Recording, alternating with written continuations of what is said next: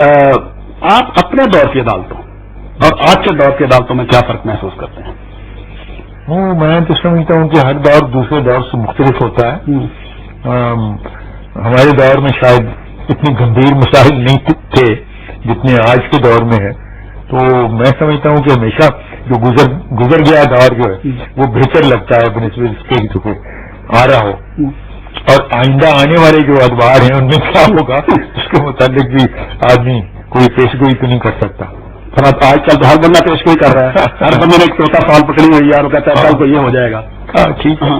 اچھا، آئین اور قانون کے آپ ایک استاد بھی ہیں، ایک فلاسفر بھی ہیں اور تاریخ ایک بھی ہے، آپ کی اور سے بڑی نظر ہے. آپ ان حالات میں عدالتوں اور وکلاء کو کوئی بات کہنا چاہیں، کوئی رائے دینا چاہیں؟ دیکھنا ایک آپ بڑے بھی ہیں، ایک آپ کی اس میں رائے نہیں دی جا سکتی. اسی بات اصل میں یہ ہے کہ سب سے بڑی بات تو معاشرے کی ہے. یہ اسی معاشرے کا حصہ ہے جس میں باقی عنصر ہیں. یعنی کہا وہ ہمارے سیاستدان ہوں، ہمارے پروفیسر ہوں، پڑھانے والے ہوں، یہ سارا کچھ ایک معاشرہ ہے. اور معاشرے کو ان ٹوٹیلٹی لینا چاہیے.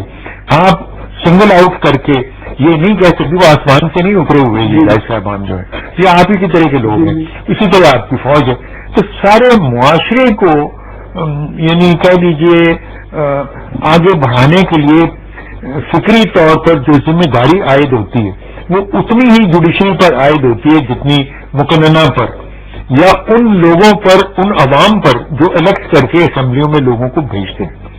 تو یہ ٹوٹیلٹی میں اس سوال کا جو جواب ہے وہ دیا جانا ضروری ہے کہ آپ معاشرے کو درست کس طرح کریں، تعلیم وہاں تک کس طرح آئے، پاپولیشن کس طرح کنٹرول ہو، جابس کس طرح پرووائڈ کیے جائیں. تو یہ چیزیں آ جائیں گی جن میں جب تک اس کے مسائل حل نہیں ہوتے وہ آپ کس طرح آگے بڑھ سکتے ہیں. کاکا زوم پارسائی ہونا بڑی اچھی چیز ہے، اپنے پارسائی کا زوم ہونا بڑی اچھی چیز ہے، پر کیا اپنے زوم پارسائی میں دوسرے کو چور کہنا ضروری ہے؟ نہیں، یہ تو میں آپ سے ایگری کرتا ہوں، اس طرح سے نہیں ہونا چاہیے.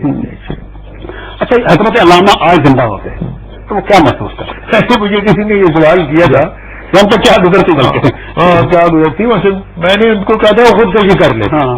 لیکن حقیقت یہ ہے کہ اگر علامہ کے نقطۂ نگاہ کی طرف غربت کیا تھا حالات اگر ان کے نقطۂ نگاہ کو دیکھیں تو مجھے ان کے سامنے آتی ہے مثال جاوید نامے کی.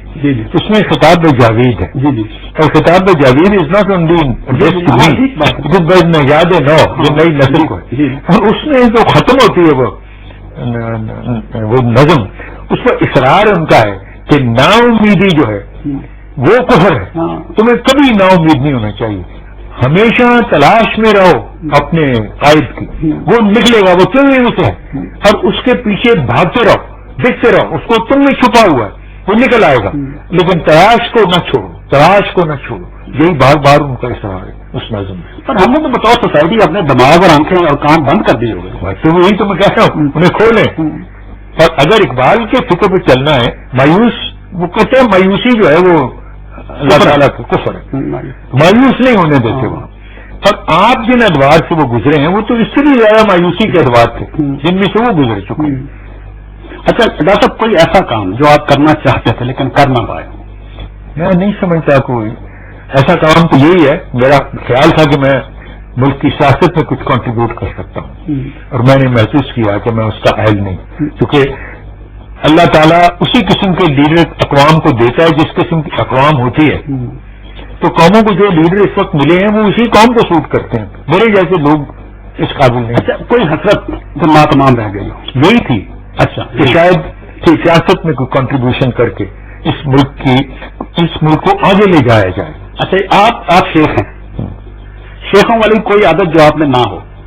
شیخ تو ایسے ہی میرا خیال ہے ایک لقب ہے، یعنی ہمارے یہاں تو برادری کو سمجھا جاتا ہے. نہیں، شیخ جو شیخ ہیں قانون وہ ہیں. اچھا، ہم قانون وہ شیخ نہیں ہے، یہ کشمیری ایسے شیخ لگا دیتے ہیں جو بھی مطلب ہے مسلمان کو. ڈاکٹر علامہ شیخ محمد اقبال وہ خواجہ ہوتا ہے یا شیخ ہوتا ہے؟ ٹھیک ہے، وہ کشمیری شیخ ہیں یا کشمیری خواجے ہیں یا شیخ ہیں. یہ ایک لفظ ہے جو ایک قدر و منزلت کے لیے دیا جاتا ہے. اس کا مطلب کوئی یعنی قانون وہ شیخ نہیں ہے. ٹھیک ہے، بالکل ٹھیک ہے. اچھا ڈاکٹر صاحب، کوئی ایسی بات جس پر آپ کو شرمندگی ہوتی ہو؟ ایسی کوئی بات آج تک تو خدا کا شکر ہی رہا ہے کہ کسی ایسے عمل پر شرمندہ نہیں ہونا پڑا. شرمندہ خدا کے سامنے ضرور ہوں کہ جو انسان سے غلطیاں بھی ہوتی ہیں ہمیشہ اللہ تعالیٰ سے معافی کا طالب ہونا چاہیے. اچھا کوئی ایسی چیز، کوئی ایسی بات، کوئی ایسا زندگی کا واقعہ جس پر آپ کسی فرد سے معافی مانگنا چاہتے ہو، آپ نے سوچا ہو کہ یار یہ غلط ہو گیا تھا، مجھے اس سے معافی مانگ لینی چاہیے؟ نہیں، میرے سامنے ایسی کوئی مثال میرے سامنے نہیں ہے جہاں معافی مانگنے کی ضرورت تھی. میں نے اپنی زندگی میں معافی مانگ لی. ٹھیک ہے. اور ایسی کوئی صورت نہیں جہاں یہ حسرت رہ گئی کہ معافی مانگ لینی چاہیے. ٹھیک ہے. دیکھیے علامہ، میں آخری سوال ہے یہ، علامہ اقبال نے کہا کہ در دلم آئینہ ہے بے جوہرت اور قرآن مطمرت، اور اس میں انہوں نے کہا کہ یا رسول اللہ اگر میرا ایسا ہو تو مجھے آپ دے پاک مرا. تو آپ کو ظاہر ہے کہ کل کو آپ کی ملاقات نبی اکرم صلی اللہ علیہ وسلم سے جب آپ کی ہوتی ہے تو آپ ان کو کیا کہیں؟ میں تو اس قابل ہی نہیں اپنے آپ کو سمجھتا کہ کبھی اس سٹیج تک پہنچ سکوں گا. کہ البتہ یہ ہے کہ مجھے یہ گلا تھا وہاں رسول اکرم صلی اللہ علیہ وسلم کے مزار پہ جب حاضری دی تو میں نے وہاں گلا کیا کہ آپ نے مجھے بلا لیا. میرے والد ترستے رہے یہاں آنے کے لیے تو آپ نے نہیں بلایا، کیوں؟ تو آیا شریف کی شاعری کو میں نے یہ واقعہ سنایا تو رو پڑے کہ میری عاشقوں کو نہیں بلاتے.